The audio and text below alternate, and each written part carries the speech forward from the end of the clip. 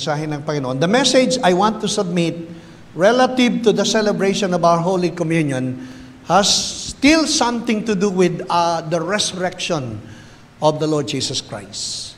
Yung pagkabuhay na magmuli ng ating Panginoon. Napaka-significant, napaka-historical, at isang kasaysayang naganap sa panahong nagdaan na hanggang ngayon ay tumatalab pa rin ang benepisyo at biyaya ng kanyang pagkabuhay na magmuli. Amen. Naganap 2,000 taon nang nakaraan, subalit ang resulta ay dama pa rin hanggang sa kasalukuyan. At ang benepisyo at ang epekto nito ay hanggang sa magpakailan paman. Hallelujah. So basahin po natin Luke chapter 24. Luke chapter 24. Introduction lang po ito sa topic, pero meron pong mas magandang bahagi ng topic. Luke 24, simulan po natin ang pagbasa sa verse 1 hanggang verse 8.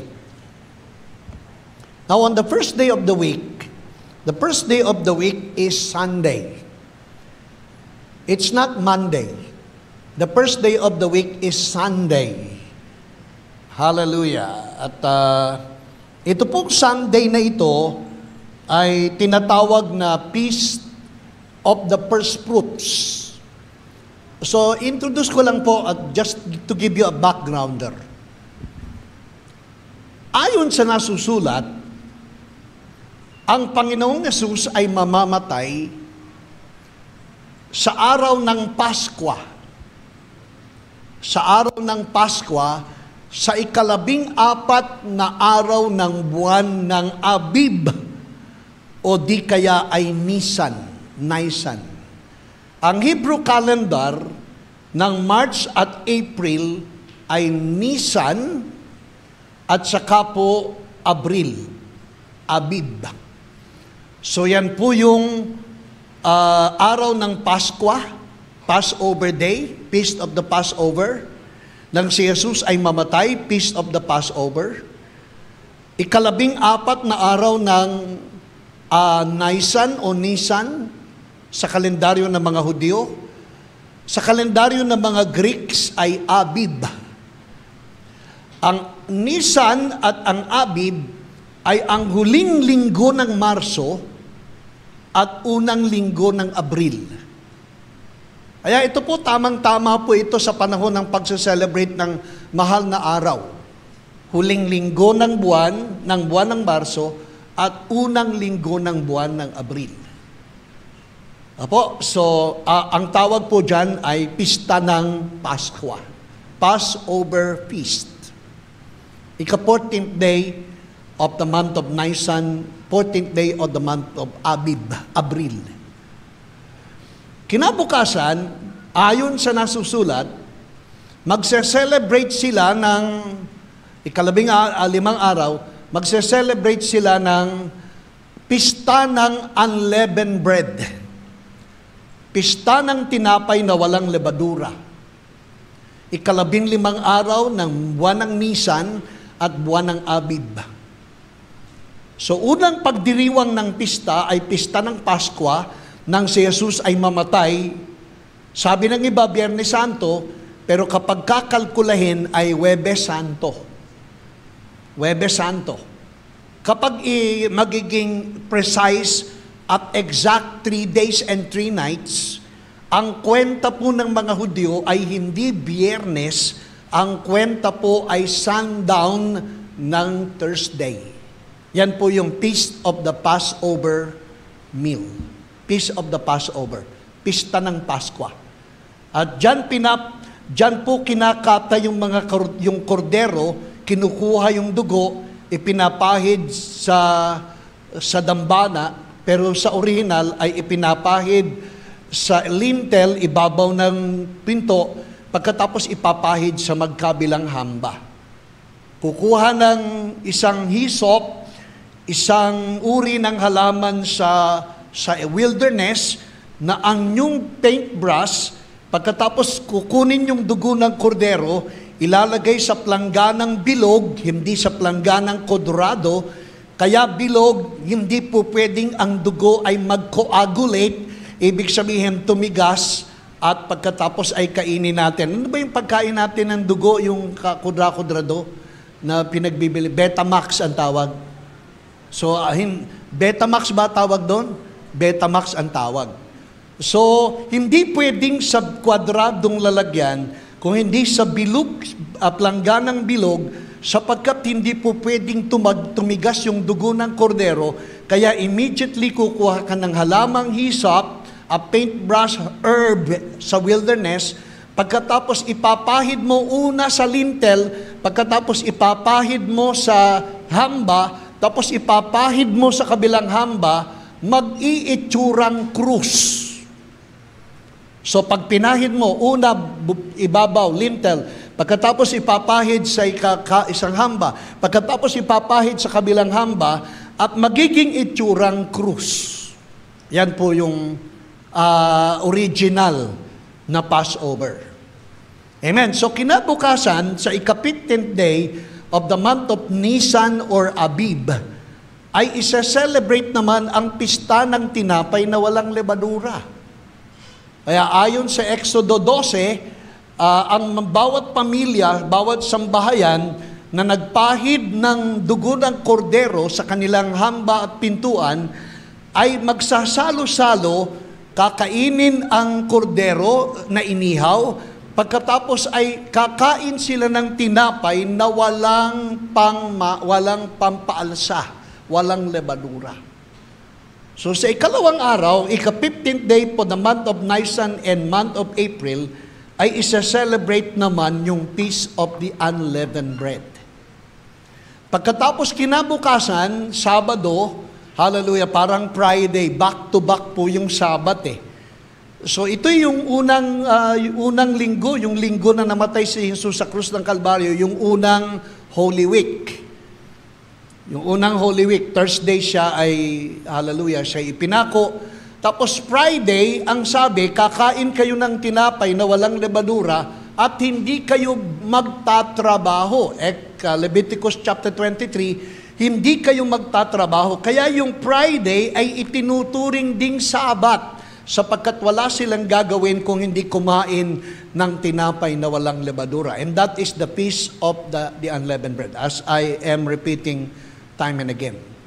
Pagkatapos po kinabukasan, nakalibing pa ang Panginoon Sabado, and that was a Sabbath day.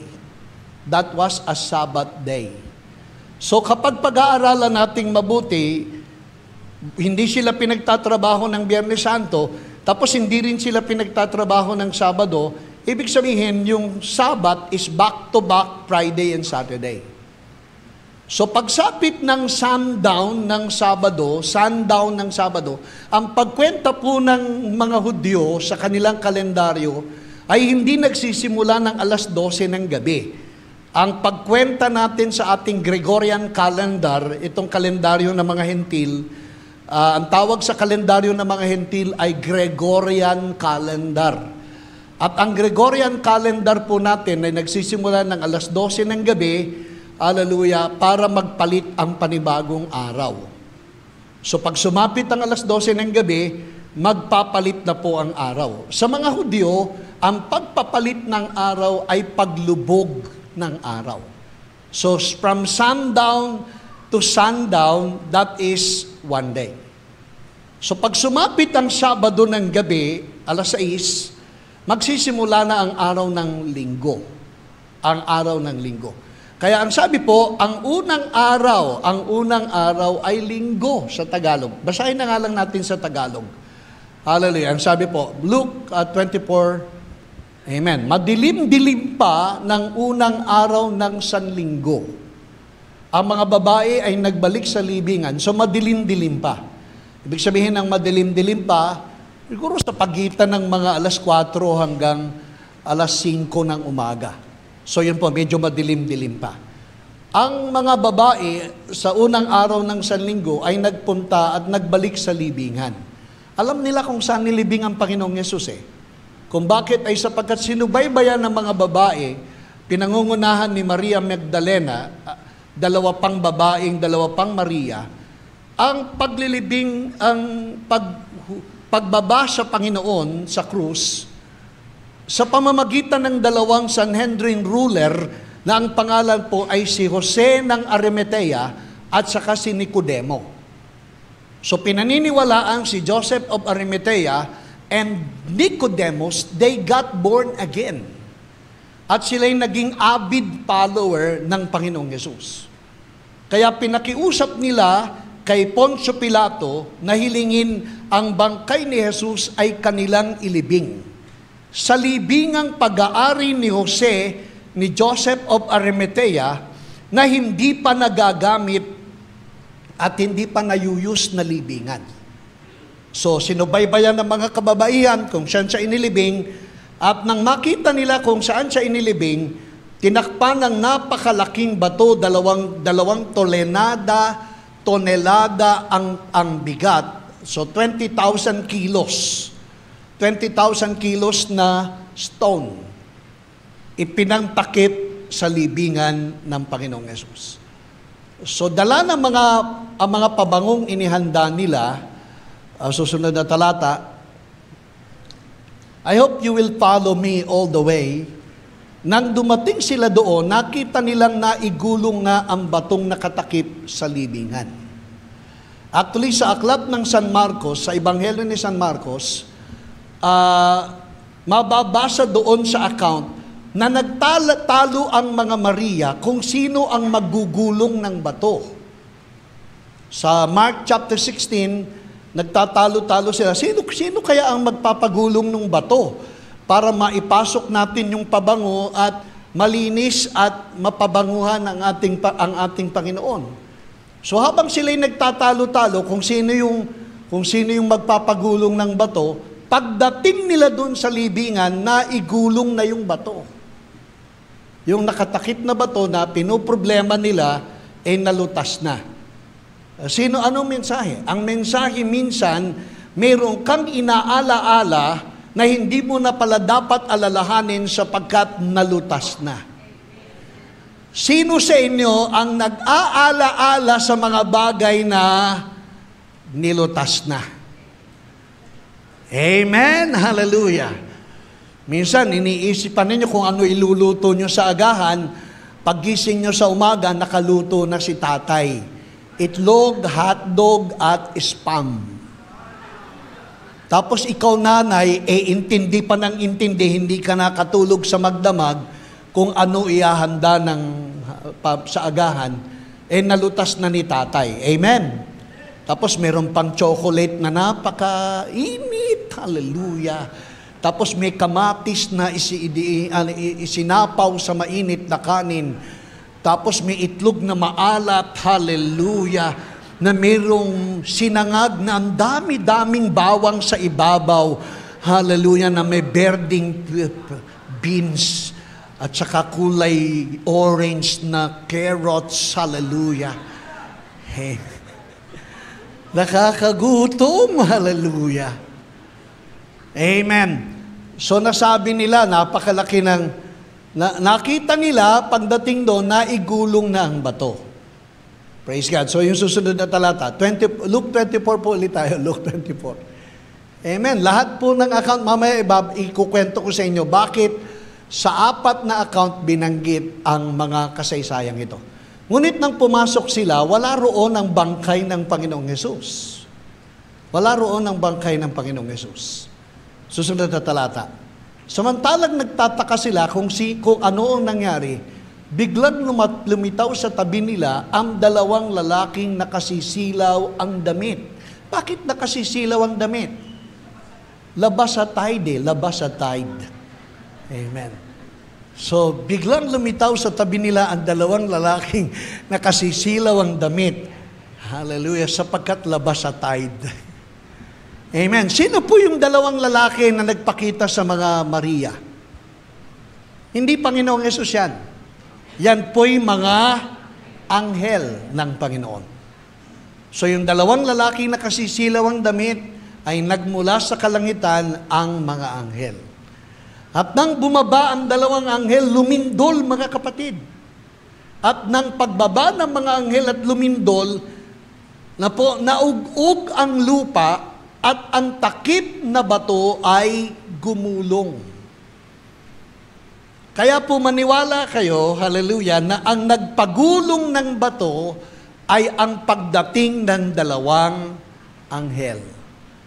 At sa pagdating ng dalawang anghel, lumindol, kaya nga pati yung mga sundalo ng lumindol ay nahandusay dahil sa nag-shake ang lupa. Tapos gumulong ang bato, paggulong ng bato, tumumba ng patihaya. Pagkatapos umupo doon yung dalawang anghel. Napagod sa paglalakbay mula langit hanggang lupa. At umupo yung dalawang anghel. Amen. At ang sabi, nakasisilaw ang damit. Talagang punong-puno ng kaluwalhatian. Susunod na talata. Dahil sa matinding takot, sila'y nagpatira pa. At tinanim sila ng mga lalaki. Bakit ninyo hinahanap ang buhay sa lugar ng mga patay? Why are you seeking the living amongst the dead? Bakit nyo hinahanap ang buhay sa lupain ng mga patay? Pagkatapos sinabi ng dalawang anghel, then as they were afraid, bowed their faces to the earth. Hallelujah. Sabi ng dalawang anghel, He is not here. He is risen.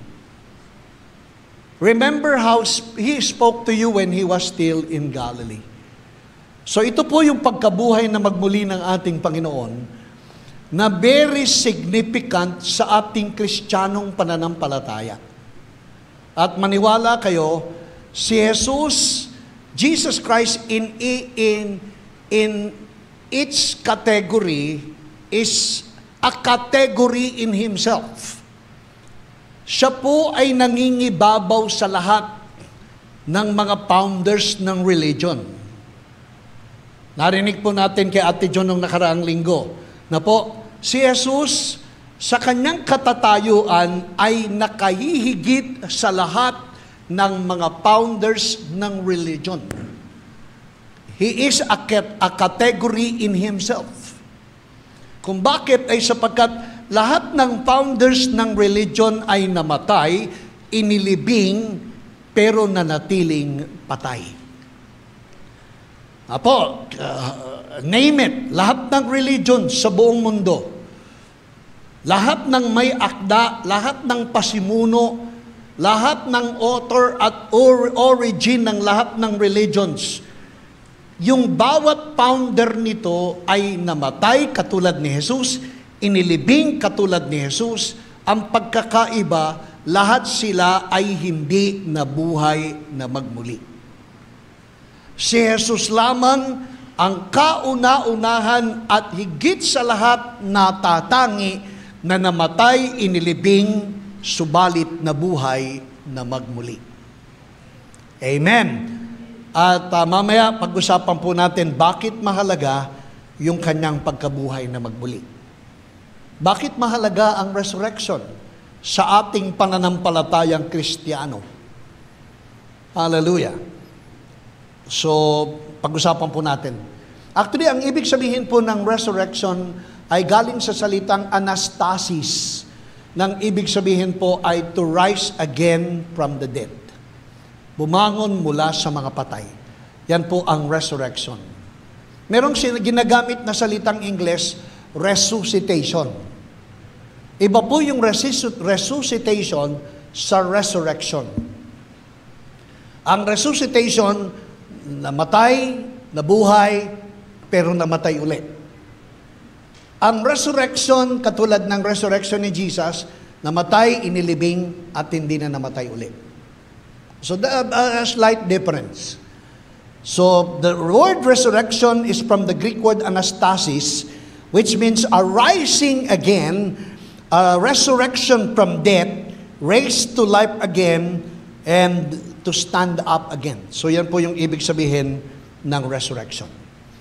So, ang resurrection po is, sabi ko nga nung last Sunday, this is a historical event that has to be remembered. Ito'y isang totoong kasaysayan na mahalagang laging aalalahanin. So ang resurrection, ang pagkabuhay na magmuli ng Panginoon, ay isang totoong kasaysayan na huwag kalilimutan. Pangalawa, ang resurrection ay hindi lamang historical facts that has to be remembered, but resurrection is a future event that has to be anticipated.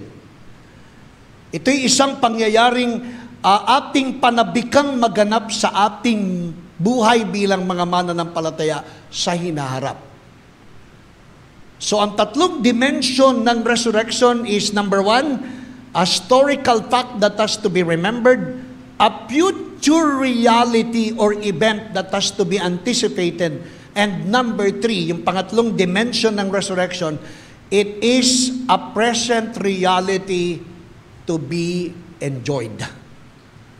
Ito ay isang pangkasalukuyang biyaya at katotohanan na pwede nating maranasan.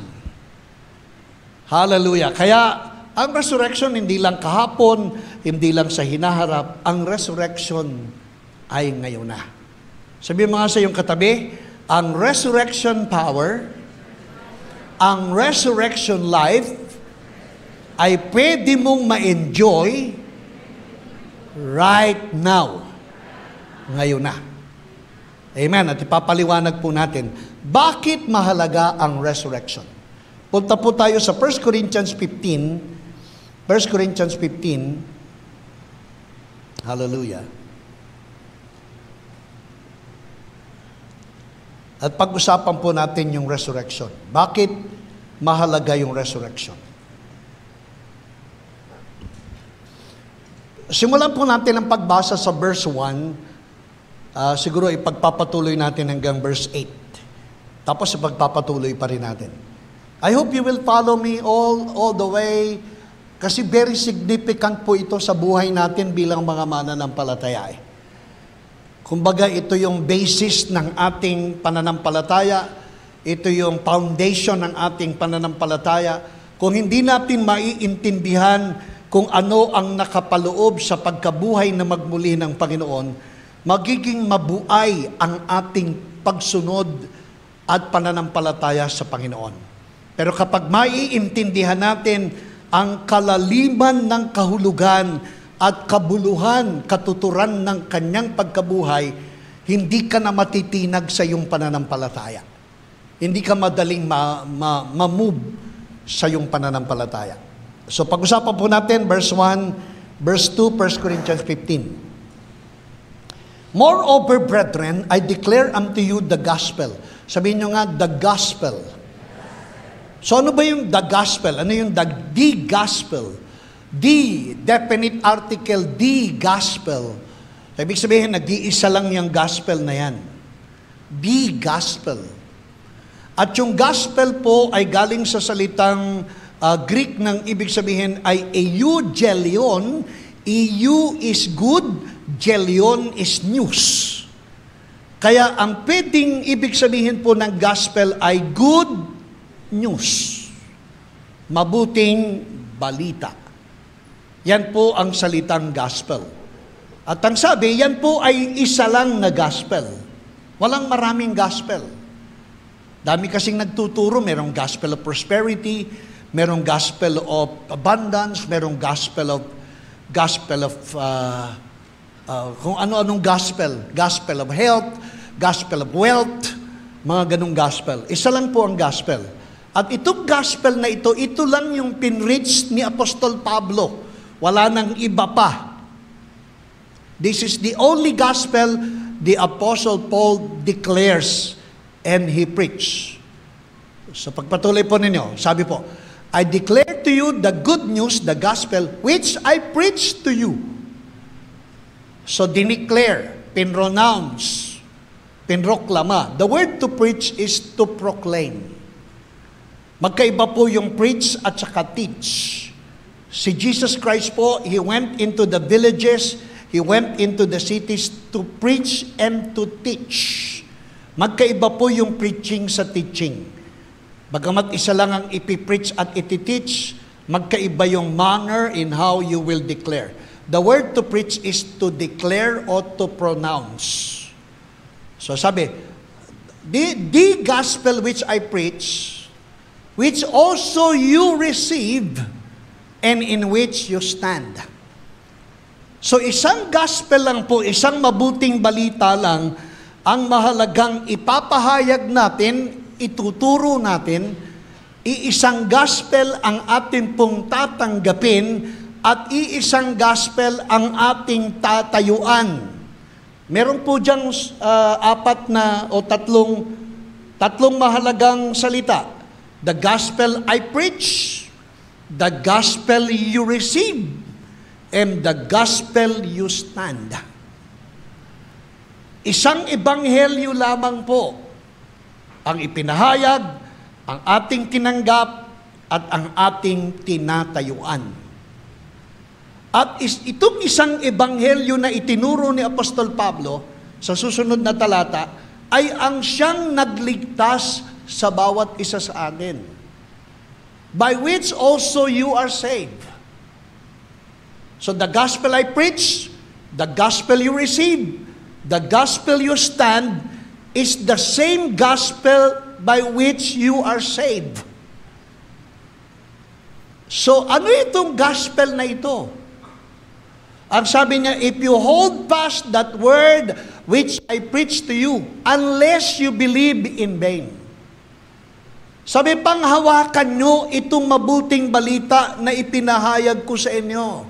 Sapagkat kapag hindi nyo ito pinanghawakan at kayo'y tumanggap ng ibang ebanghelyo, ang inyong paniniwala ay magiging walang kabuluhan. Basahin nga natin sa Tagalog, Ate Chelisa. Basahin natin sa Tagalog, hallelujah. Isang gospel na ipinreach, isang gospel na na-receive, isang gospel na ating tinatayuan, ay isang gospel na nagligtas sa bawat isa sa atin. Naligtas kayo sa pamamagitan nito. Ano pamamagitan nito? Pamamagitan ng ebanghelyo. Kung matatag ninyong panghahawakan ang salitang ipinangaral sa inyo. Dahil kung hindi, walang kabuluhan ang inyong pananampalataya. So kapag may ibang ebanghelyo kayong napapakinggan, mag-ingat kayo, baka ang inyong pananampalataya ay mauwi lamang sa walang kasaysayan. So hindi lahat ng naririnig nating mabuting balita ay worth hearing and worth receiving. Because there is only one gospel that the apostle preached, only one gospel that you receive, only one gospel you stand, and only one gospel that saves us all. And that's one gospel, panghawakan natin. Sabi mo nga sa iyong katabi, panghawakan natin ito. Para wag masayang ang ating pananampalataya. Amen. So pag-usapan natin, ano itong gospel na ito? Verse 3. Ito na po yung gospel. Sapagkat ibinigay ko sa inyo, sabi ni Apostol Pablo, hallelujah, sapagkat ibinigay ko sa inyo ang pinakamahalagang katuruan na tinanggap ko rin. So ano po yung gospel? Praise God. Punta tayo sa English muna. Tapos mamaya balik tayo sa Tagalog. Ang sabi po, ano po yung gospel na itinuturo ni Apostol Pablo na nireceive niya mula sa Panginoon?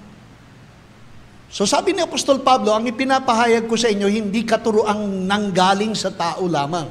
Ang aking itinuturo ay mga katuroang sa Panginoong Yesus mismo nanggaling. At ito ang gospel. Ano po yung gospel? Number 1, Christ died for our sins. That's the gospel. Christ died for our sins, according to the scriptures. Pangalawang gospel, He was buried.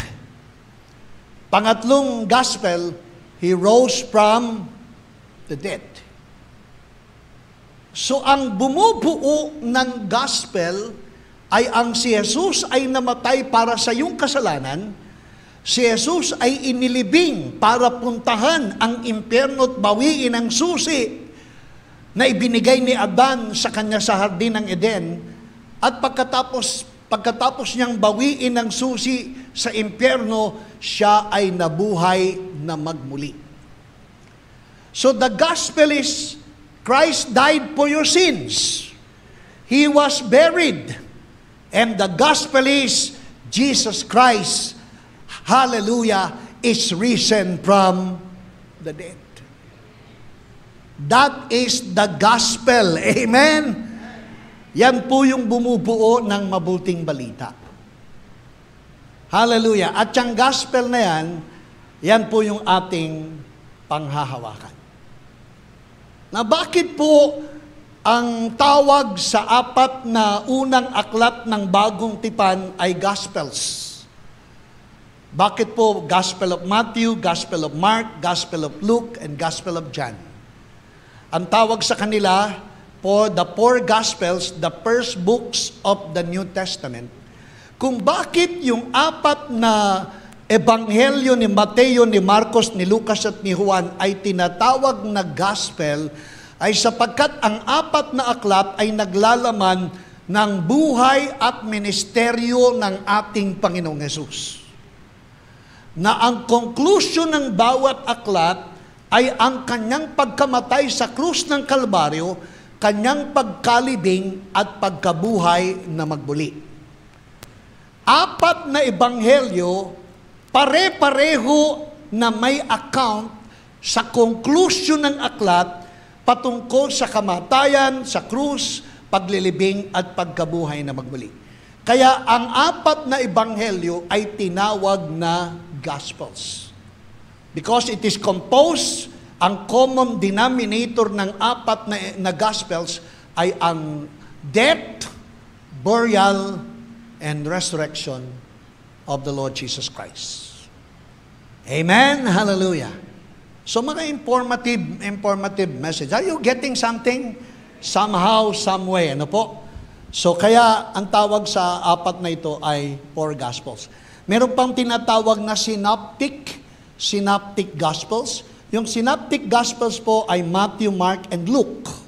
Hindi isinama si John. Kasi ang katangian ng pagkasulat kay John ay ibang-iba sa pagkasulat sa naunang tatlong aklat. Kaya ibig sabihin ng synoptics ay halos magkakapareho ang account. Pero magkaiba, higit sa lahat, ang account ni John. Kapag lalaliman pa natin ang pag-aaral, hallelujah, kanino ba in-address ni Matthew ang kanyang sulat, kanino in-address ni Mark ang kanyang sulat, kanino in-address ni Lucas ang kanyang sulat. Hallelujah, may mga ganyan pa po eh. May narinig ako na si Matthew sinulat ang kanyang aklat para sa mga Hudyo. Si Marcos isinulat ang kanyang aklat para sa mga Romano. Si Lucas isinulat ang kanyang aklat para sa mga Hentil. At si Juan isinulat ang kanyang aklat para sa pangkaraniwang mga mananampalatayang katulad natin. So Matthew wrote his books exclusive for the Jews. Mark wrote his books for the Romans. Luke wrote his books for the Gentiles. And John wrote his books for everyone in the world, including us. Kaya pagbabasahin mo yung mga aklat nila, may magkakaibang mga account. Amen. Are you getting something? Hallelujah. Si Matthew, ine-emphasize yung pagiging hari ng ating Panginoong Yesus. Kaya yung genealogy niya, nagsimula kay Abraham para ipakita na si Jesus ay galing sa hari. So, yung larawan ni Jesus sa Matthew, hari. Larawan ni Jesus sa Marcos ay ox servant. Sa Matthew siya ay lion. Sa Mark siya ay ox. I came not to be served, but to serve. Sa Luke siya ay anyo ng tao. Sa John siya ay anyo ng agila. Kaya po, pansinin po ninyo, apat na ebanghelyo, may apat na katangian ng Panginoong Yesus. Sa Mateo, siya ay hari. Sa Marcos, siya ay toro na maglilingkod. Sa Lucas, siya ay anak ng tao. Sa Juan, siya ay anak ng Diyos. Siya ay agila. So, apat na muka ng ating Panginoong Yesus. Hindi kasama sa mensahe, pero makakatulong kung kayo'y medyo naghahangad ng malalim na understanding pa. Amen. So, praise God. Kaya, ano po uli yung gospel? Mabuting balita. Ano po uli yung tatlong mahalagang unang balita? Si Jesus ay, praise God, hallelujah. Dali niyong makalimot, amen. Kaya buti na lang may communion. Ano po siya ano po yung unang balita? Siya ay namatay. Hindi siya pinatay, siya ay namatay. Pinatay siya ng mga Hudyo, pero hindi siya talaga namatay, pinatay. Hallelujah. Siya ay namatay para sa ating mga kasalanan. Siya ay inilibing, subalit siya ay nabuhay na magmuli. Amen. So, praise God. Pagpatuloy po natin ang pagbasa.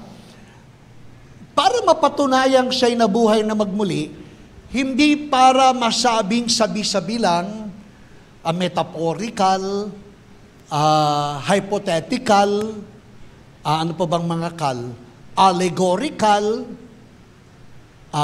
kinalkal. So para mapatunayang siya'y nabuhay na magmuli at hindi allegorical, metaphorical, figurative, para masabing ganon. Hindi hyperbole, hindi hallucinations, hindi talagang nabuhay siya na magmuli. Nagpakita siya sa mga tao pagkatapos siyang mabuhay na magmuli. At siya'y napakita sa mga tao sa loob ng 40 araw bago siya umakyat sa langit. Kaya siya ay nakita ng mga taong namatay, inilibing, at siya'y pinatunayan ng mga nakasaksing siya ay nabuhay na magmuli. Sapagkat hindi lang isa, dalawa, hindi lang 12, kung hindi daang numero ng mga tao ang nakakita at nakasaksi sa kanyang pagkabuhay na magmuli. Amen. Tingnan po natin 1 Corinthians 15. Ang sabi po, and he rose again the third day according to the scriptures. And that he was seen of Cephas. Sino po si Cephas? Si Cephas, hallelujah, parang gusto kong sabihin, asawa ni Cephas. Di po. Si Cephas ay ang pangalan ni Pedro sa Aramaic language. So ang tawag kay Pedro sa Aramaic ay Cephas. Apo, ang totoo naman, si Jesus Christ, ang kanyang ginamit na salita ay Hebrew at Aramaic. At saka minsan ay Greek. Yung Greek language po, minodify na lang yan ni Alexander the Great. At ang ganda ng kasaysayan ng Greek language Napataralan ko din po kahit papaano ay, hallelujah, paano nag-come up ng Greek language. Samantalang ang original language lang ay Hebrew at saka Aramaic. Bakit nagkaroon ng Greek language? Hallelujah. Later on, sa ibang topic, pag-usapan po natin. So, ang pangalan ni Pedro sa Aramaic ay Cephas. So, napakita ang Panginoon kay Pedro. Napakita ang Panginoon sa 12. Pagkatapos, napakita siya sa ilan? 500 katao. And that he was seen by over 500 brethren at once. So nakita si Jesus ng 500 katao sa isang pagtitipon. At naalala ko, itong pagtitipon na ito yung panahon na si Jesus ay nagsalita at ang sabi niya sa 500 katao, wag muna kayong aalis sa lungsod ng Jerusalem, maghintay muna kayo hanggang dumating ang araw ng Pentecostes. So, ibig sabihin, pinaghihintay ang 500 katao kasama ng mga alagad sa loob ng 50 araw sa lungsod ng Jerusalem. Hanggang ang kapangyarihan mula sa kaitaas-taasan ay bumaba. That was the day of Pentecost. And Pente means 50. So from the day he was resurrected until the day of Pentecost is 50 days. Kaya Pentecost. So pinaghintay ang mga alagad ng 50 araw. Pero sino lang ang nakapaghintay sa upper room na nakatanggap ng baptism ng Holy Spirit during the day of Pentecost? Ilan lang po? 120, including si Mary the Virgin, yung nanay ni Jesus. So saan napunta yung 380 na hindi nakapagtiis at hindi nahintay? Naging baptist. Amen. Alam niyo po kung bakit? Kasi yung 120 naging Pentecostal na-baptize ng Holy Spirit. Yung 380, humayo ka agad. Wala pang baptism ng Holy Spirit. Kaya wala, amen. Biro lang po yun. Baka pag-uwi nyo. Hindi po. Praise God. So hindi sila nakapaghintay. Ang nakapaghintay lang, 120 disciples. And they received the baptism and the Holy Spirit, and they spoke in tongues, and they were transformed. Ay itong 120 chosen disciples na nakapagtiis ay ang nakapagsalita sa ibang wika at napuspos ng Espiritu Santo at siyang binago ng kanilang mga buhay. And they turned upside down the city of Jerusalem. Dahil sa 120 na napuspos ng Espiritu Santo, they turned upside down the city of Jerusalem. Because sila po yung 500 na nagsipaghintay. Hallelujah. Ang sabi sa pagkasulat, mayroon pang nabubuhay doon sa Jerusalem, pero yung karamihan ay namatay na. Susunod na talata. So, kanino na po siya nakapagpakita? Ay yung mga appearance po niya. Kay Peter muna, tapos sa 12, pagkatapos sa 500, pagkatapos napakita siya kay Pablo, kay Santiago muna, kay Santiago. Si Santiago ay yung half-brother ni Jesus, kapatid ni Jesus sa ina.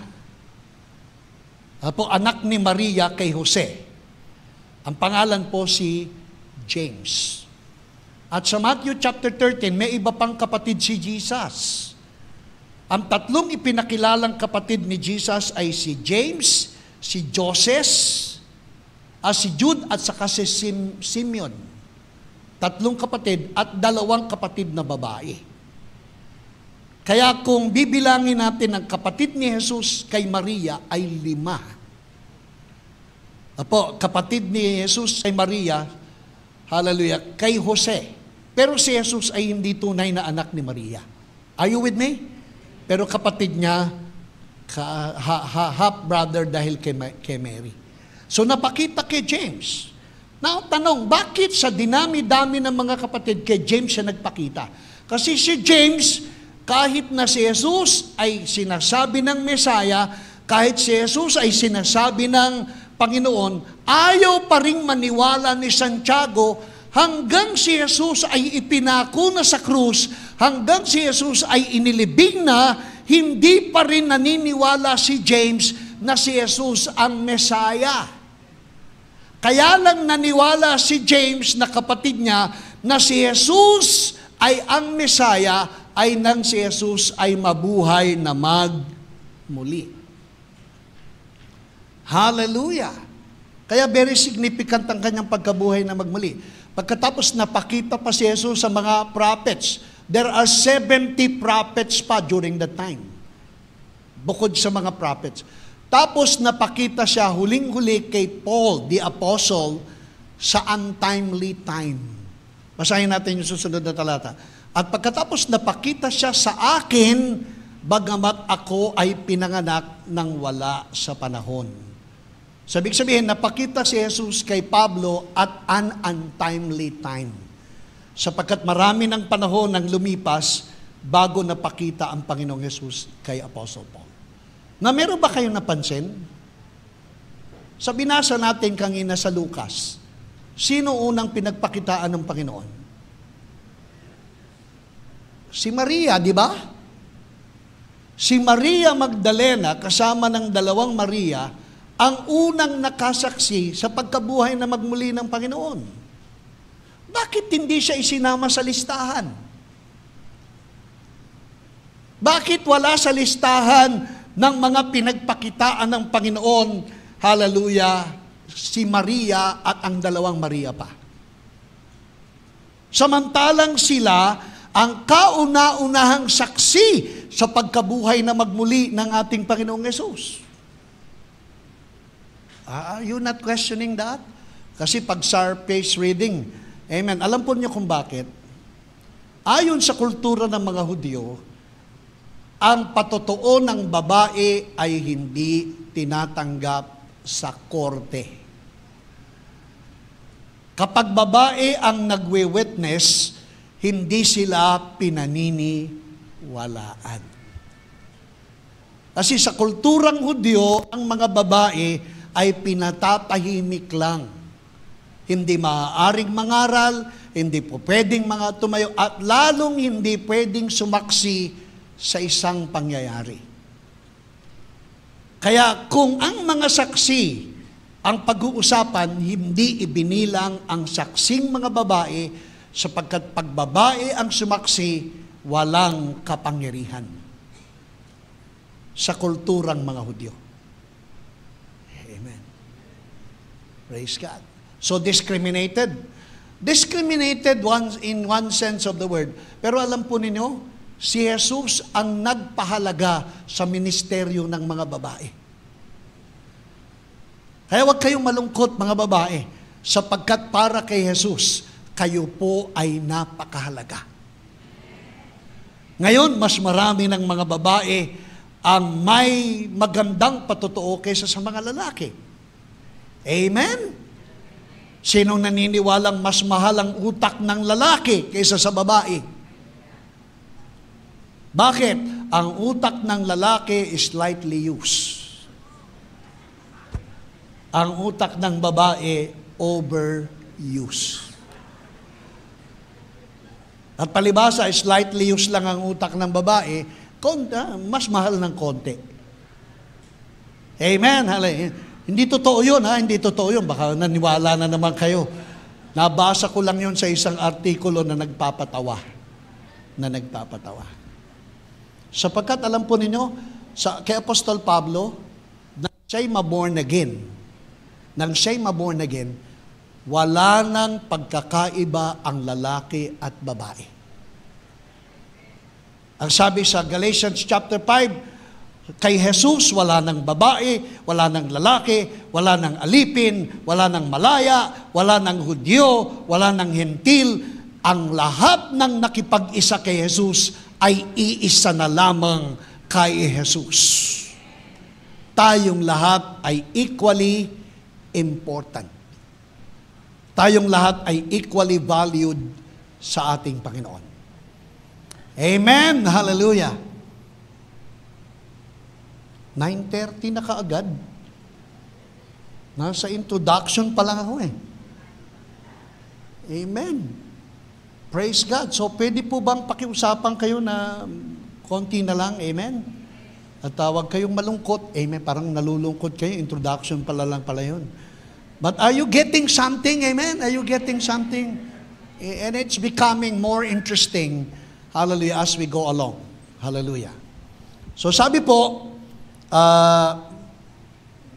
pakita nga natin yung Galatians chapter 5. Ang sabi, wala nang Galatians 5, Galatians 3, wala nang, hallelujah, sa Panginoon, wala nang babae, wala nang lalaki, walang matalino, walang mangmang, walang alipin, walang malaya, tayong lahat ay iisa lang sa Panginoon. Praise God. So, hallelujah. At tapikin mo nga yung katabi, sabihin mo sa kanya, pareho lang tayong mahalaga sa harap ng ating Panginoon. Amen. So, nagpakita po siya sa 12, 500, kay Pedro, kay Juan. Meron po kong isa-share na isang magandang account nang makita ni Pedro at ni Juan na si Jesus ay nabuhay na magmuli. Pero bago tayo pumunta ron, siguro puntahan na natin. Punta po tayo sa John chapter 20. John chapter 20. John chapter 20. Tapos, unti-unti na po akong magla-landing. So, malapit na po akong mag-landing. Amen. Hallelujah. Unti-unti lang. Kasi masama yung landing. So, unti-untiin ko po yung pag-landing natin para swabe yung pag... Alam niyo ba mga Pilipinong piloto, hinahangaan sa lahat ng mga airlines sa buong mundo sapagkat ang mga Pilipino swabe kapag naglalanding. Minsan nga hindi mo mararamdaman, naglanding na pala. Amen. Kasi mga Pilipino po pag naglanding, swabe talaga. Pagka mga Amerikano, lalo na mga Saudian, pag... po, aatakihin ka na parang no po. Mga Pilipino, swabe. Parang ngayong umaga, swabe tayong maglalanding. Amen. Amen. Hallelujah. So, landing natin ng swabe. Praise God. John chapter 20. Mga information lang po. Mahalagang mga information.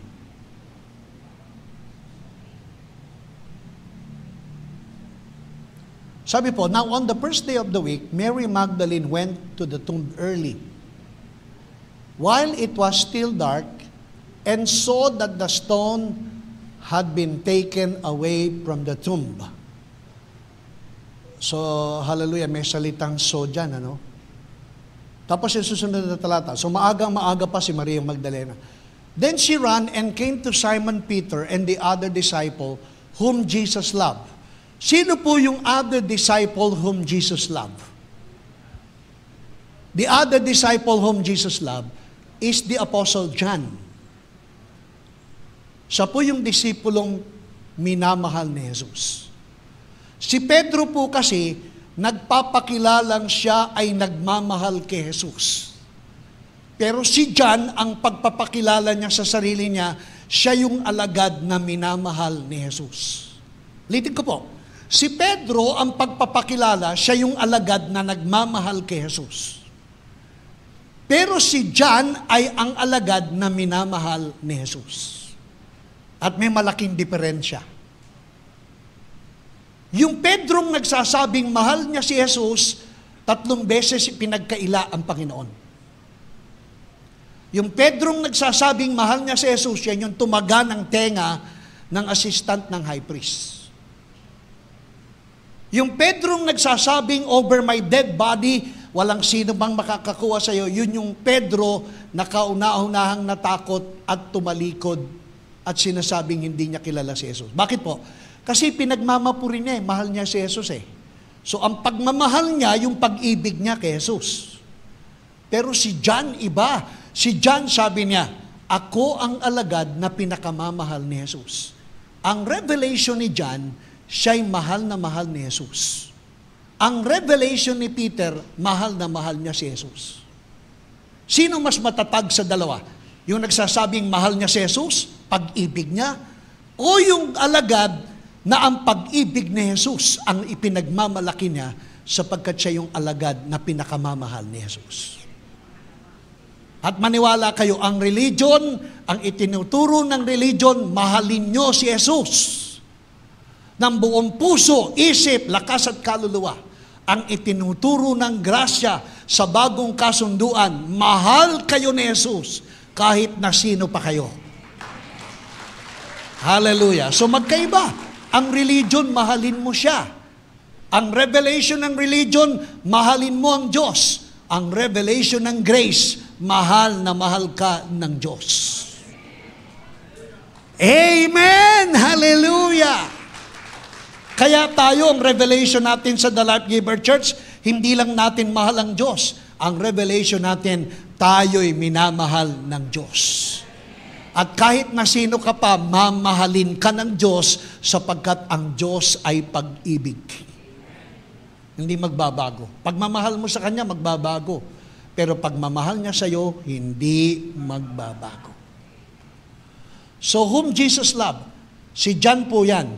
Tapos ang sabi ni John, they have taken away the Lord out of the tomb and we do not know where they have laid Him. Kinuha nila ang katawan ng Panginoon. Saan nila inilagay? Sabi ni John. Tapos nagpatuloy. Verse 5. Hallelujah. Susunod na talata. Susunod na talata po, sabi, then she ran, Peter went out, and the other disciples, hallelujah, yung ba yung susunod na talata? So they both ran together, so tumakbo si Peter at saka si John. Bakit sila tumakbo para tignan? Bakit nila Kasi pag babae nagpatotoo eh. So si Mary Magdalene na nagpatotoo. Kapag babae nagpatotoo, hindi naniniwala ang mga lalaki. Kaya pinuntahan mismo ni Pedro at ni Juan ang libingan. Amen. At nakita nila yung bato nakatumba na. Tanong, yung bang bato na nabuksan ay para makalabas ang Panginoon sa libingan? Hindi po. Kasi bago pa man na gumulong ang bato, ang Panginoong Yesus ay wala na sa loob ng libingan. Kaya ang bato ng libingan ay nilagay, hindi gumulong, hindi para makalabas si Jesus. Ang bato ng libingan ay gumulong para mapatunayan ng tao na wala na siya roon. So the stone that was rolled away is not for the purpose of Jesus coming out, but for the purpose of people seeing the reality that Jesus Christ has been risen from the dead. Amen. Hallelujah. Sabi mo nga sa iyong katabi, yung batong ipinagulong, hindi para makalabas si Jesus, kundi para may mga taong makapasok at makita ang katibayang si Jesus ay nabuhay na magmuli. Hallelujah. Amen. Revelations po yan. So sabi po, nagtatakbo si John at saka si Peter, na-outrun ni John si Peter. Bakit po na-outrun? Kasi si John during that time is nasa like 17 to 19 years old. Kaya mas mabilis tumakbo si John kaysa kay Pedro. Kaya na-outrun ni John si Peter. Pagkatapos si John ang unang-unang pumasok doon sa loob ng libingan para tignan. Susunod na talata. And he, stooping down and looking in, saw the linen clothes lying there, yet he did not go in. So sumilip si John sa loob ng libingan, and he saw.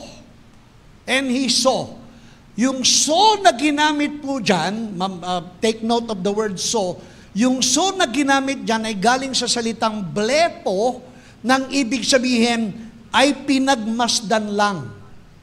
Pinagmasdan lang. Tapos nang makita niyang nandun pa rin yung mummified na grave clothes ng Panginoon. Mummified. Ibig sabihin yung linen clothes, ganito po yung ayon sa kustumbre ng mga Greeks, ng mga Egyptians. Hinanggo po ng mga Hudyo yung ugali ng mga Egyptians na kapag may inililibing na bangkay, binabalot nila ng strips of fiber na ang sabi po ay hanggang 2 inches ang kapal. Pagkatapos pinatitigas po ng mira, 100 grams na mira, ipapahid. Pagkatapos mayroon pang isang mixture na ang tawag ay aloe, L-A-L-O-E. Papahid din po yan. So parang magiging titigas po yung parang simento ng nabalian. Parang simento po pag nababalian kayo, sinisimento. Opo, parang ganun po. So 2 pulgada ang kapal ayon sa kaugaliang Egyptians. Pagkatapos ibabalot po yan mula sa kamay hanggang leeg. Yung ulo nakalabas. Kaya lalabas po, pag yan ay matigas na, hindi ka na makagagalaw dyan. Hindi ka na makalalabas. Kasi mummified ka na. Mummified, yung mummies. Ganun po. So nang makita ni John, sinulyapan lang niya, blepo, he just look and just observe. The word blepo means to look and to observe.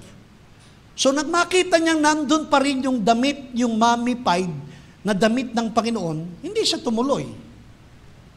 Nakita niya lang eh. Andun pa rin, nakaayos yung damit. Pati yung pantakip na wrapping na linen na pinamtatakip sa bangkay, nandun pa rin, folded properly. Hindi nakakrumpled, folded properly. And the handkerchief that had been around his head, not lying with the linen clothes, but folded properly together in a place by itself. So parang yung, pagka maglilibing kayo ng bangkay, ilalagay mo lang yung panyo. Pero ito po, yung panyo, pinold properly. Parang walang gumamit. Nakapold pa rin, nakita yan ni John, nakita niya. Nandun pa rin yung mummified na grave clothes, tapos nandun pa rin yung napkin sa mukha na folded properly, parang walang gumamit. Hallelujah. Medyo miracle po ito eh. Yung susunod na talata.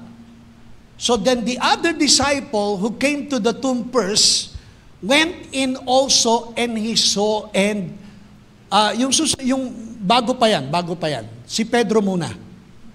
Si Pedro pumasok din. Then Simon Peter came following him and went into the tomb, and he saw the linen clothes lying there. Meron na namang ginamit na salitang so. Yung so na ginamit dyan ay galing sa salitang theoreo, na kung saan galing yung theory. Ibig sabihin, si Pedro nang pumasok sa loob, pumasok talaga siya, pagkatapos he saw. Ibig nang isabihin ng he saw, tinignan niyang mabuti, he looked attentively yung linen clothes o yung grave clothes at saka yung folded napkin. Si John tinignan lang, sinulyapan. Si Pedro nakita niya mismo because ang ginamit na salita na so ay theoreo, nang ibig sabihin ay to look and to look attentively. Si Pedro, buo na ang paninindigan na buhay ang Panginoon. Pero yung susunod na talata, so sumunod uli si John, hallelujah, susunod na talata, yung sumunod uli si John, the other disciple, pagkatapos sinulya pa ni John, pumasok siya mismo sa loob, tapos, and he saw, and he believed. Hallelujah. Sabi po doon sa susunod na talata, for as yet they did not know the scripture that he might rise again from the dead. Now listen to me please. Hallelujah. Amen. May panahon pa tayo mag-communion. Are you getting something? Following me, amen? Hallelujah. So, ang sabi po, si Peter, he saw, theoreo, he looked attentively, at nakita ni Pedro, si Jesus ay wala na doon sa grave clothes, empty. Tinignan niya yung loob ng grave clothes, parang cocoon ng butterfly na pinanggalingan ng butterfly mula sa caterpillar. Tinignan niya. At pagkatapos niyang tignan, nakita niya yung folded napkin. Hindi nagalaw. Pagkatapos sumunod uli si John, at ang sabi po si John saw. Ang ginamit po na salita na sa John saw and believe ay eido. Yung John saw, eido, ibig sabihin ng eido, tinignan mabuti ni John pagkatapos naunawaan niya. Looking and understanding is the Greek word eido. Kaya nang si John makita niya at maunawaan niya, he believed. Yung talatang nauna bago dyan, he believed. Bakit siya naniwala? Hindi dahil sa sinasabi ng scriptures. Naniwala siya kung bakit ay sapagkat nasaksihan niya mismo ang Panginoong Yesus ay wala na doon sa kanyang damit na panglibing at yung folded napkin ay hindi nagalaw, naniwala sila na si Jesus ay nabuhay na magbuli. At ang himala, hindi nagalaw yung grave clothes kahit ga-inch lamang. Hallelujah, ibig sabihin si Jesus ay lumabas from out of the cocoon, hallelujah, into a glorified body. So nang si Jesus ay mabuhay na magmuli, Hindi nagalaw yung cocoon, yung grave clothes. Hallelujah. At pinold properly yung napkin, ibig sabihin, he was resurrected into a new glorious body. At yung glorious body ng resurrected Jesus ay hindi na subject to the natural law, kaya siya ay nakapapasok sa pader. There was even a time sa Matthew chapter 28 na Luke chapter 24 na si Jesus ay pumasok sa pagtitipon ng mga alagad habang nakapinid ang pinto, habang nakapinid ang bintana, sapagkat takot ang mga alagad na sila na ang susunod na dadakpin. Biglang dumating ang Panginoong Yesus na hindi binuksan ang pinto, hindi binuksan ang bintana, at ang sabi ng Panginoon, sumainyo ang kapayapaan. Hallelujah! Natakot yung mga alagad. Sabi nila, multo, multo. Sabi ng Panginoon, ang multo walang katawan at walang buto. Hindi ako multo, sapagkat ang multo ay walang laman at walang buto. Look at that. Ngunit ako'y mayroon, tulad ng nakikita ninyo. So they were terrified, they were frightened, assuming that Jesus Christ is just a ghost, a spirit. Kaya sabi ng Panginoon, hindi ako multo, sapagkat ang multo may walang laman at walang buto. Tignan ninyo ako. Tapos pinahipo pa niya yung, tignan ang aking daliri, ang aking paa, ang aking tagiliran. Ako ito. Tapos sabi niya, may pagkain ba kayo dyan? So pinakain siya ni Pedro ng inihaw na tilapia. At saka tinapay na walang lebadura. Proving that Jesus Christ is alive. Amen! Hallelujah! Jesus Christ is alive, and because of the undisturbed grave clothes, hallelujah. He was turned and he was transformed into a glorious body. And believe me, one of these days, pagsapit ng panahon, ikaw at ako sa future resurrection ay bibigyan din ng katawang katulad ng ating Panginoong Hesus. Ikaw at ako ay magiging glorified body. Ang tawag po dyan, resurrection of the dead. Darating yan pagdating ng panahon sa atin. Amen? Na isa pang magandang revelation. Kung si Jesus ay talagang ninakaw ng mga alagad, bakit yung napkin folded properly? Yung napkin na pinantatakip. Bakit folded properly? There was a lesson. Sa kultura at kostumbre ng mga Hudyo, ganito po. Pag ikaw ay inanyayahan, halimbawa, in-invite tayo ni Ate Sitas sa birthday niya mamaya. Pagkatapos pinakain tayo ng pampano na luto sa miso. Amen.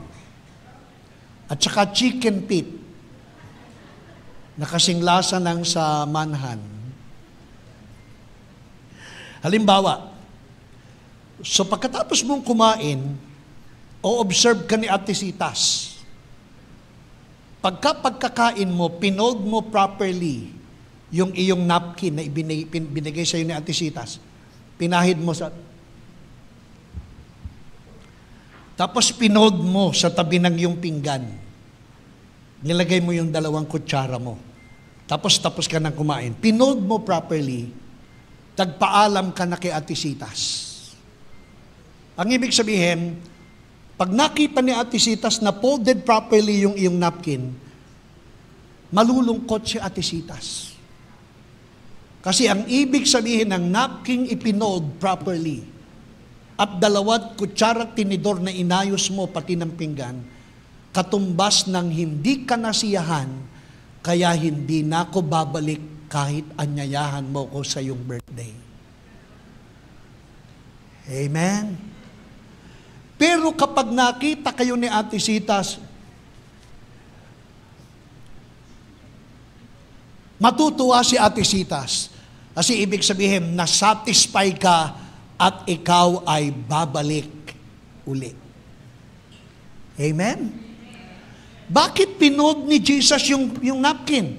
Ibig sabihin, hindi na ako babalik sa libingan ito sapagkat ayoko na walang lasa ang libingan.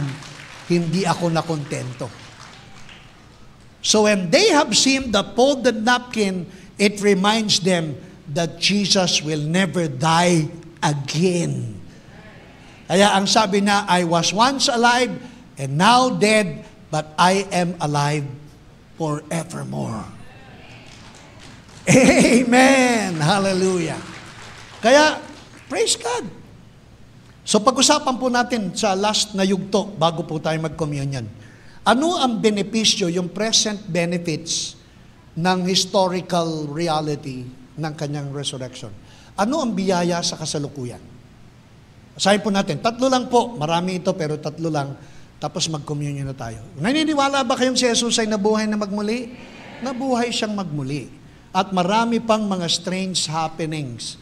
Alam nyo, sa book of Matthew, nang mabuhay na magmuli ang Panginoon, lumindol. Nang lumindol, nabuksan yung iba pang mga puntod. Pagkatapos si Jesus, nabuhay na magmuli. May iba pang mga mini-zombie na nabuhay. Sa kasaysayan po ni Mateo, kasama ni Jesus, iba pang mga nabuhay. Pero si Jesus ay first fruits. Praise God, parang hindi ko pwedeng kalimutan ibahagi sa inyo Balik nga tayo sa 1 Corinthians 15 uli, bago tayo pumunta doon sa 3 benepisyo ng kanyang pagkabuhay na magmuli.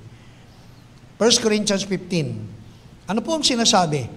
Kung si Jesus ay hindi nabuhay na magmuli, verse 12, kung si Jesus ay hindi na nabuhay na magmuli, bakit maraming nagsasabing walang resurrection of the dead? But if there is no resurrection of the dead, then Christ is not risen. Very strong po itong mga reminder na to. Very powerful. And if Christ is not risen, then your preaching is empty. Walang kasaysayan ang aming pagpipreach kung hindi siya nabuhay na magmuli. Kung pinipreach namin sa inyo si Jesus na patay, mag-uwian na tayo. Sayang yung opening at tithes nyo. Kung ang pinipreach namin sa lugar na ito ay Kristong patay na hindi nabuhay na magmuli. Amen. Gamitin nyo na lang yung inyong tithes at offering at saka yung mga time ninyo sa iba. Sapagkat walang kabuluhan kung hindi siya nabuhay na magmuli. Pati yung preaching namin, bakit pa ako magpe-prepare ng preaching para ipakilala sa inyo ang Jesus na patay? Walang saysay. Pero bakit may kabuluhan? Bakit tayo nagtitipon? Bakit tayo nagtsatsaga? Bakit yung buo nating halos ibigay na lahat para sa Panginoon? Kasi alam natin yung Diyos at Panginoong pinag-aalaya natin ng lahat sa atin ay hindi patay, siya ay buhay. Amen. Yes, and we are found false witnesses of God because we have testified that God has raised up Christ whom He did not raise up. Kung hindi siya nabuhay na magmuli. So if the dead do not rise, then Christ is not risen. And if Christ is not risen, your faith is futile and you are still in your sins. Kung hindi siya nabuhay na magmuli, nasa ilalim pa rin tayo ng sumpa ng kasalanan. Kung hindi siya nabuhay na magmuli, tayo ay hahatulang maparusahan pa din. Kung hindi siya nabuhay na magmuli, walang kwenta ang pagpapakabanal. Walang kwenta ang pagpapakabait at ang pagpapakabuti sapagkat kung hindi siya nabuhay na magmuli, kahit anong gawin mo, ikaw ay nasa kapangyarihan pa rin ng kasalanan. At ikaw na nasa ilalim ng kasalanan, tiyak na hahatulang mamatay sa impyerno kung hindi siya nabuhay na magmuli. Kaya kung hindi siya nabuhay na magmuli, tayo na ang mga taong pinakaaba sa lahat ng nilalang, sapagkat tayo'y mapapahamak sa apoy ng impyerno. Tanong, kayo ba mapapahamak pa sa apoy ng impyerno? Hindi na. Bakit po? Si Jesus ay nabuhay na magmuli. Amen! Hallelujah! Pwede ba marinig yung inyong malakas na amen? Amen! Hindi na kayo hahatulan, hindi na kayo parurusahan, hindi na kayo pupunta sa kapahamakan, sapagkat ang Panginoon na nagbayad sa kasalanan natin ay hindi na natiling patay, siya'y muling nabuhay. Amen and amen. Then also those who have fallen asleep in Christ, they will perish. Kaya po ang sabi, now Christ is risen from the dead, 1 Corinthians 15:20, and has become the first fruits of those who have fallen asleep. Now think about this. Ito pong talatang ito, very significant in one sense. Ganito po ang paliwanag. Si Jesus ay nabuhay na magmuli mula sa mga patay. At siya ang kauna-unahan, ang unang bunga ng mga nabuhay na magmuli mula sa mga patay. Siya ang first fruits. Bakit siya ang first fruits? Parang mali yan, Bishop. Mali yan. Kasi bago si Jesus nabuhay na magmuli, yung anak ni Jairus na dalaga nabuhay na magmuli. Kaya hindi siya ang unang bunga. Bakit mo sasabihin siya ang unang bunga na nabuhay na magmuli mula sa mga patay? Samantalang bukod sa daughter ni Jairus, mayroon pang anak yung noble son na nabuhay ding magmuli. Si Jesus ang bumuhay. At ang pangatlong binabanggit sa Biblia, sa bagong tipan na nabuhay na magmuli, bago si Jesus, ay si Lazaro. Tapos sasabihin natin siya ang unang bunga, the first fruits among the dead. Bakit siya ang first fruits? Kung bakit ay sapagkat ganito po. Yung anak na dalaga ni Jairus namatay, nabuhay na magmuli, pero paglipas ng panahon, namatay uli. Amen? Yung anak ng nobleman namatay, pagkatapos mamatay, nabuhay na magmuli, pagkatapos ng ilang panahon, namatay uli. Si Lazaro, 4 na araw na patay, binuhay ni Jesus, nabuhay na magmuli, pero paglipas ng ilang araw, si Lazaro namatay uli. Amen! Pero basahin natin sa Revelation 1:18. Tignan nyo ang nangyari kay Jesus.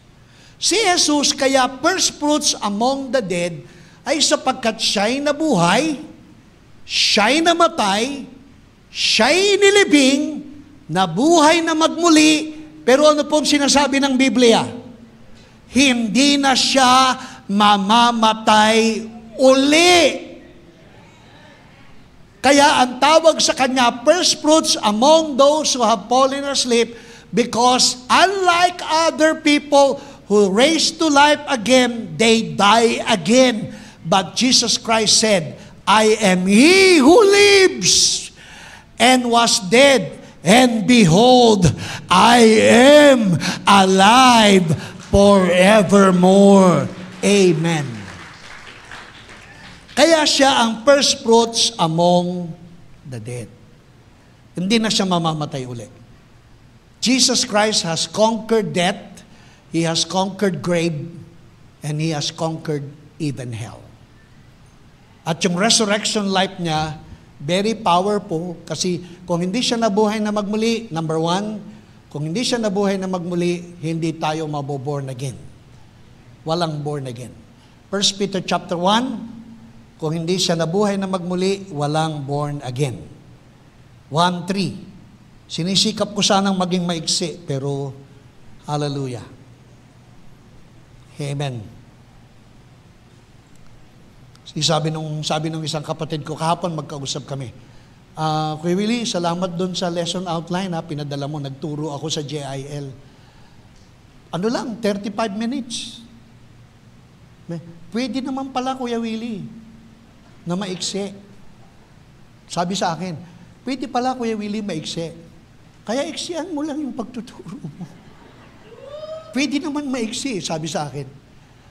Sabi ko, sisikapin ko sa abot ng aking makakaya, pagtatanggol ko ang bansang Pilipinas, susundin ko ang payo ng aking mga magulang. Amen. Magkausap kami kahapon. Sabi ko, sisikapin ko na. Isa pang pinaalala niya sa akin. Sabi niya, Kuya Willie, ayos na ba yung parking nyo? Kwento ko lang sa inyo. Sabi, kasi, minsan pag-uwi kami dyan, yung parking nyo puno na eh. Kaya yung mga iba, ayaw nang umatin.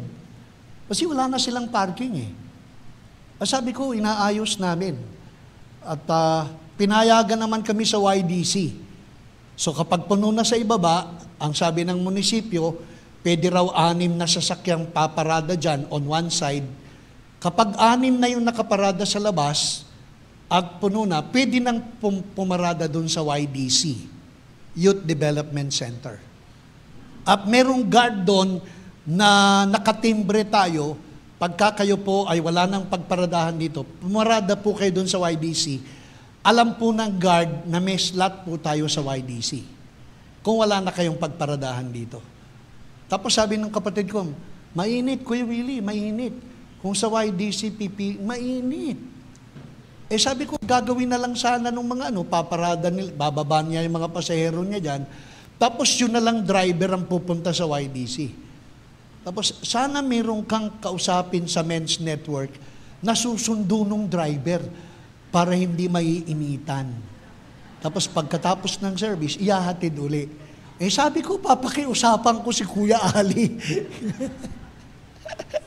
So, praise God. So, gandang payo. Mahal na mahal ako ng mga kapatid ko kaya na sinasabi niya.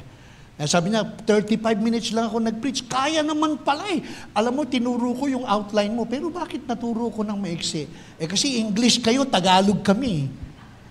Kami English na, tinatagalog pa namin. Tagalog na, ini-English pa namin. Kaya humahaba kami. Amen? Naunawaan niyo po ako? Hallelujah. Praise God. Kasi sa Amerika, direct to the point. Puk, puk, puk, puk. 1, 2, 3, tapos na, uwian na. Kaya ang pananampalataya eh. Kayo talagang dinidikdik natin yung mga talata ng Biblia para pag-uwi nyo. Talagang baon na baon yung salita ng Panginoon. Hallelujah. At buong 1 linggo, nandyan pa rin, di nananakaw ng kaaway. Kahit may pagsubok na dumating, kasi nakabaong malalim ang mga salita ng Panginoon sa The Life Giver Church Pasig. Amen. Hallelujah. Nakalusot na naman si Pastor. Hallelujah. 1 Peter 1:3. All praise to God, the Father of our Lord Jesus Christ. It is by His great mercy that we have been born again. New Living Translation po. New Living Translation. Ang sabi, it is by His great mercy that we have been born again. Sabi na nga, born again. How are we born again? Because God raised Jesus Christ from the dead. So kaya tayo na born again kasi nabuhay na magmuli ang ating Panginoong Yesus. O hindi siya nabuhay na magmuli, hindi ka maboborn again. At pag hindi ka na born again, ano po ang sabi? Hindi ka makapapasok sa kaharian ng langit, sapagkat katulad ng tanong ni Kuya Paul, yung bang mga hindi born again ay hindi maliligtas. Sinagot namin ang sagot ni Jesus, malibang ikaw ay ma-born again, hindi ka makapapasok sa kaharian ng langit. Amen? John 3:3, unless a man be born again, he cannot see the kingdom of God. So mahalaga ba na ma-born again tayo? Amen? Bakit? Because we cannot see the kingdom of God. And how are we born again? By the resurrection of the Lord Jesus Christ. Amen. So pangalawang biyaya ng resurrection, Romans 4:25. Siya ay namatay sa krus para sa ating mga kasalanan at siya'y nabuhay na magmuli upang tayo po'y ipawalang sala. Alam mo ba na ikaw sa harap ng Diyos ay wala ng kasalanan? Alam mo bang sa harap ng Diyos ikaw ay malinis, banal, at matuwid? Amen? Naku, sabi ko na nga ba, hallelujah. Yan na nga yung pinangangambahan natin na hindi tayo makapaniwalang tayo po'y pinatawad na, tayo po'y pinawalang sala pa. At tayo po'y pinatawad dahil siya'y namatay sa krus at pinawalang sala dahil siya'y nabuhay na magmuli. Tapikin mo nga yung katabi, sabi mo, pinatawad ka sa lahat ng kasalanan mo, namatay kasi siya para sa iyo, at ikaw ay idinideklarang not guilty, justified, sapagkat siya'y nabuhay na magmuli. At sa Colosas 1:21, 22, 23, Colossians 1:21, 22 to 23, tayong lahat sa ngayon na, ay haharap sa Diyos ng walang kapintasan, walang kasalanan, at walang batik. Hallelujah. Colossians chapter 1:21. You know, He has reconciled you to Himself. Hallelujah. Hallelujah. This includes you who were once part of. Amen. Glory be to God. Hallelujah. Amen. So, pirmis na ba dyan? Amen. Baka lumipat na naman eh. Yet now He has reconciled you to Himself through the death of Christ in His physical body. And as a result, ano po ang resulta ng kanyang pagkamatay sa krus ng Kalbaryo? As a result, He has brought you into His what? Into His holy presence. You are? And as you what? As you stand before Him without a single fault. Amen! Kaya pag magpe-pray kayo, huwag kayong magpe-pray sa Lord, hindi ako karapat-dapat, Lord. Ang dami-dami kong mga kasalanan, Lord. Kahabagan mo ko, Lord. Tori ni garing-garing, tsinelas ni Maria, Judas belt, maawak. Maniwala kayo sa harap ng Diyos, ikaw na nakipag-isa kay Kristo ngayon, ay wala ng kapintasan, wala ng kasalanan, pinapaging banal, at haharap ka sa Kanya na ikaw ay walang single fault. Why? Because of the blood of Jesus. Dahil sa dugo ng ating Panginoong Jesus. So tayo po'y justified. And last, Hebrews 9:16-17. Hebrews 9:16-17. Basahin po natin. Now when someone leaves a will, it is necessary to prove that the person who made it is dead. So ang testator, yung gumagawa ng testamento, sa New King James po, New King James, kapag ikaw ay gagawa ng testamento, ang testamento ay walang bisa kapag ang gumawa ng testamento ay hindi namatay. So there is a necessity of the death of the testator, because susunod na talata. Kasi kung hindi mamamatay yung testator, yung testamento ay walang bisa. Sapagkat magkakaroon lang ng bisa ang testamento kapag ang gumawa nito ay namatay na. So kahit anong paghingi mo sa mana, yung mamanahin mo hindi pa rin ituturing na mabisa kung yung magbibigay ng mana ay buhay pa. Hallelujah. So si Jesus ay namatay para pagtibayin ang lahat ng kanyang mga pangako na sinumpaan mismo ng kanyang sariling pangalan ay magiging mabisa. Amen? So kailangan si Jesus ay mamatay sa krus ng Kalbaryo para lahat ng ipinangako sa bagong kasunduan na mas mainam kaysa sa pangako ng lumang kasunduan ay maging mabisa. Hello? Amen? So, maraming pangako. There are 33,000 promises sa Old and New Testament. 33,000 mga pangako sa luma at bagong kasunduan. Nang ibinigay ang bagong kasunduan, Hebreo 8, mas mainam ang mga pangako ng bagong kasunduan kaysa sa lumang kasunduan. He is the mediator of a better covenant established on better promises. Hallelujah. Kaya nga tayo na nasa ilalim ng bagong kasunduan, may hawak na mga pangako at mga biyaya, hallelujah, na mas mainam kaysa sa mga taong ipinanganak sa lumang kasunduan. We have a better promises, a better covenant established on better promises. Kaya lang kahit gaano kaganda yung mga pangako ni Jesus, kung hindi siya mamamatay, walang bisa ang kanyang mga pangako. Kaya kailangan niyang mamatay sa krus ng Kalbaryo para magkabisa ang lahat ng kanyang mga pangako. Na, edi sapat nang mamatay siya sa krus para maging mabisa ang pangako? Hindi pa po sapat. Kailangan niyang mabuhay na magmuli para garantyahan tayo ng lahat ng naging mabisa sa kanyang kamatayan ay maipatupad sa ating kapanahunan, at ang lahat ng mga pangako niya hindi na lang nakasulat, ang lahat ng mga pangako niya ay maganap at totoong mangyari sa buhay natin nang siya'y mabuhay na magmuli. So ang kanyang pagkabuhay na magmuli ay ang katibayan na ipatutupad niya ang lahat ng kanyang mga ipinangako.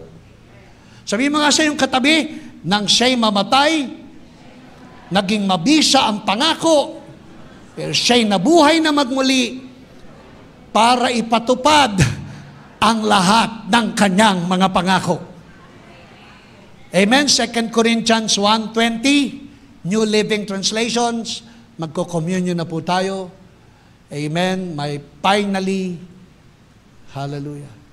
Basahin po natin, tayo pong lahat. 1, 2, 3. For all of God's promises have been fulfilled in whom? In Christ, with a resounding yes. And when we say amen, nag-glorify ang Ama sapagkat ikaw ay sumasang-ayon, ang lahat ng pangako ay naganap na. All God's promises have been what? Fulfilled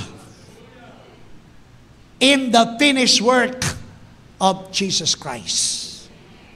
So it is a resounding yes. Hallelujah. Are all the promises of God fulfilled? With a resounding yes. And when you say amen, magaganap sa inyo at matutupad ang lahat ng kanyang mga pangako. At isa sa ipinangako niya, kung may sakit ka, ikaw ay pinagaling na. Kung may problema ka sa pananalapi, God will supply all our need. Kung may problema ka sa iyong pamilya, He is the restorer of a broken relationship. Amen? Kung ano pa po ang ating mga personal wishes, ang mga personal prayer petitions, the promises of God have been fulfilled.